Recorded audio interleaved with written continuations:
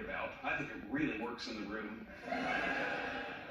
Yeah, it is by far the coolest thing I have ever owned. The exact time machine that carried Actor Rod Taylor from Victorian England into the post-apocalyptic future, where society had splintered into two factions, the subterranean Morlocks, who survived by feasting on the flesh of the gentle surface-dwelling Eloi. Talk about your chick magnets. Oh yeah. The guy who lives next to me is always like, I have a jacuzzi on my balcony. I have a jacuzzi on my balcony. But wait until I tell him, I've got a time machine on my balcony. Stuff that in your Speedo's jacuzzi, Bob. Jim, I know we said we'd take turns, but I think you'll agree that practicality dictates it remain here.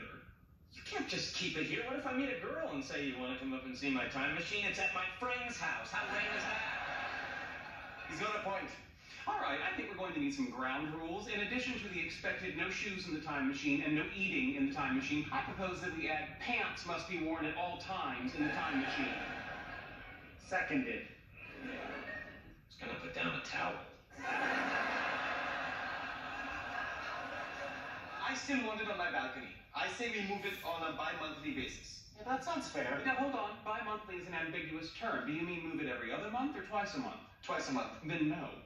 Okay, every other month. No. Sheldon, you can't be selfish. We all paid for it, so it belongs to all of us. Now get out of the way so I can sit in my time machine.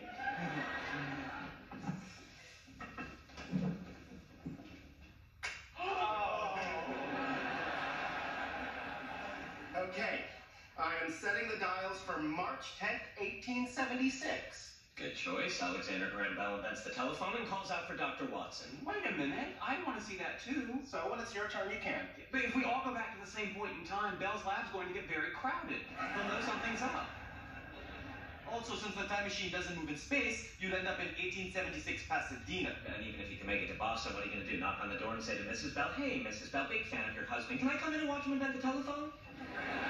Mrs. Bell was deaf. She's not even going to hear you knock.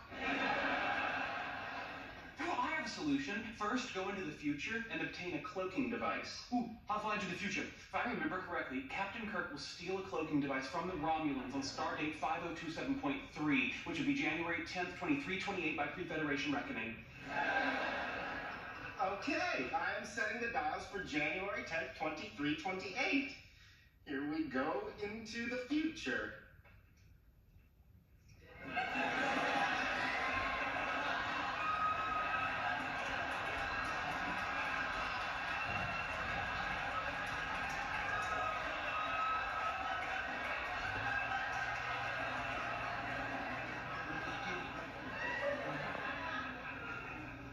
That was fun.